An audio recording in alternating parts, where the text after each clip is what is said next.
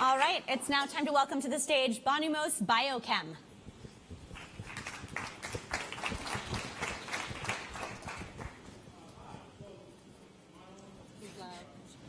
Is the mic working? Okay, great. My name is Ed Rogers. The company is Bonumose Biochem.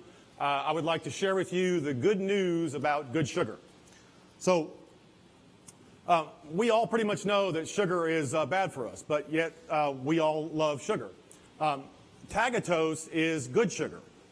Tagatose is a naturally occurring monosaccharide. It occurs in small quantities in some fruits and grains, but it's very rare. You can't go plant a field with tagatose plants. Tagatose is on the market now. It's been on the market for about 15 years. It's very expensive, though. And tagatose has been studied for 30 years, so there is proof for all the properties that I will discuss. From a taste perspective, it's very similar to sucrose in terms of the sensory profile. Tagatose is also nearly identical to sucrose in terms of its functionality in foods.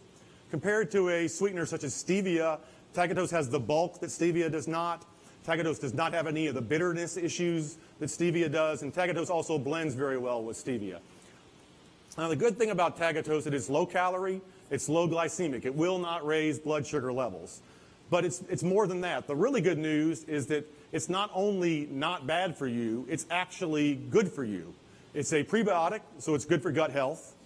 It actually has been clinically proven to reduce blood sugar levels in diabetics. It leads to a feeling of satiety, so it doesn't do like other sweeteners where it wants you to overconsume. So tagatose is really a good thing.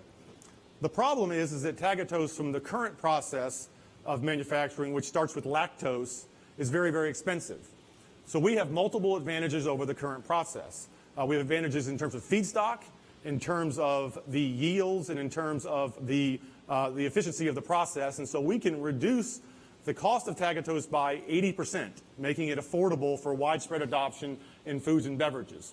Now, this will be lower than any other alternative to sucrose that's on the market, and so you will have a lower cost alternative, but it also is better tasting, more functional in foods, and has better health properties. Now, we're going to be within shouting distance of regular sugar, and we will be lower than organic cane sugar.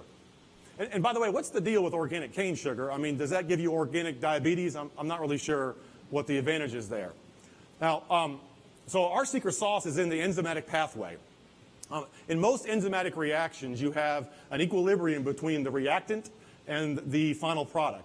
But in our case, the final step of the enzymatic reaction is irreversible. It's like going over a waterfall, and so the yields are extremely high. And this is our breakthrough. And it's a breakthrough that's on its way to very, very broad global patent coverage. And it's also a platform. So by tweaking the last couple of enzymes, we can make other good sugars. Now, our business model is overwhelmingly B2B, selling to food and beverage companies as a branded ingredient. We anticipate staying involved in the manufacturing as well as the sales, but likely with strategic partners. And so we're having conversations with all of the major food ingredient companies. We're having conversations with most of the major food and beverage companies. This is being studied for use in soft drinks, ready-to-eat cereals, and a variety of products. And this is not just in this country. Just got back from 2 weeks in Korea and Japan, where there's a heightened understanding of rare sugars. And just to wrap up here, this is not a niche. This is not just a fad. This is not a flavor of the month thing. This has all the potential to be a breakthrough, blockbuster ingredient, and the technology is scalable. And there's an enormous problem with diabetes and obesity globally. There is an enormous appetite for sweet things. And if we execute on this correctly, we can have an enormous impact on public health and private wealth. So we want to start some conversations. Thank you. Thank you very much. We are going to throw it back to our judges panel. Scott has the first question here. Hi, Ed. First, sweet job. Well done. Thank you. That's a good one. How long have you been saving that up? A little while. Yeah.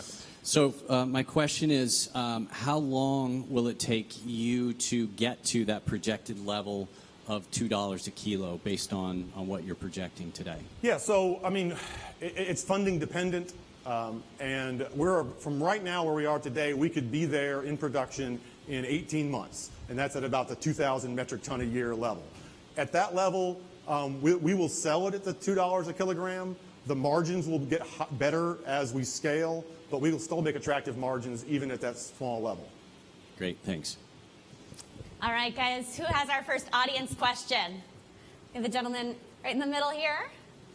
Can you talk about the adoption cycle for manufacturers that, they've changed their process, their formulation, and the taste profile? You have stevia kind of issues. So in terms of the adoption profile, not fast enough.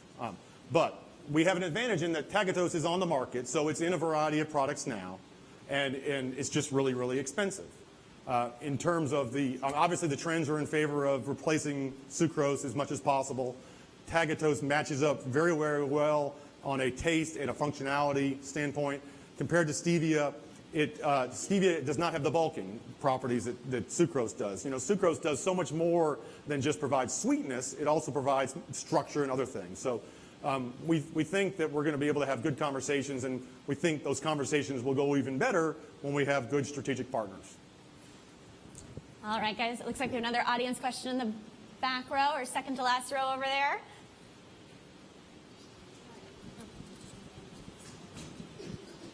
Hi. How have you validated your health claims?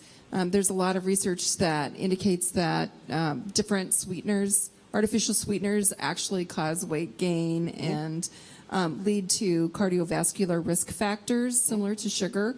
So I'd just be interested in hearing about your validation. So again, tagatose has been studied for 30 years, and it's been around for a while, and it's been studied extensively. There's a slew of information about it, and I can email you whatever you want. On the specific issues you raised, it has gone through phase 3 clinical trials that have established that it not only reduces blood sugar levels in diabetics, it reduces LDL cholesterol and leads to weight loss. So this is clinically proven stuff. I'd be happy to share all that with you. All right, do we have another question from our audience? Let's get somebody new. I'm sorry, you're full of wonderful questions. We're going to go with this gentleman over here. What is the source of the enzymes that you're using? Are they in ready supply for scale up? So I can't get into the details of the enzymes because that's part of our IP. Some of the enzymes are commercially available now. Most of them are not. We expect that we will outsource the manufacturing of the enzymes, and so we will have a tolling manufacturer that does that for us, and we've already got them lined up to do that. We're going to make the tagatose ourselves because we think it's very important for quality control and IP protection and other issues, but we've identified sources for the enzymes. All right, we've got time for at least one more question from our audience. Do we have another? We have a hand over here. Hello.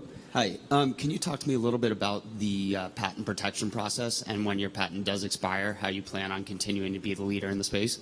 Yeah, so first of all, it's patent pending. We've got a PCT patent application filed. We got an international search report back in January that's extremely favorable that says that all of our claims, which are very broad, are not suggested by the prior art, so they're novel, they're industrially viable. And so we think we have a pathway to very, very broad coverage. We've also filed 3 more for 3 additional healthy sugars. So expiration, 20 years or so? Thank you. All right, I think we can squeeze one more question in. Do you still have a question? There was another hand over there. Same question. Anyone else? 30 seconds. I see a hand in the back. Fantastic. Do you see this competing with high fructose corn syrup? Oh, yeah, absolutely. I mean, high fructose corn syrup, sucrose, any of the other pseudonyms that sucrose goes under, evaporated cane juice or whatever they call it. I mean, it'll compete with all the other bad sugars. It will compete with anything else that's trying to compete with the bad sugars. So absolutely. All right, everyone, thank you so much for your questions. Thank you. Another round of applause, please, for Bonumose Biochem.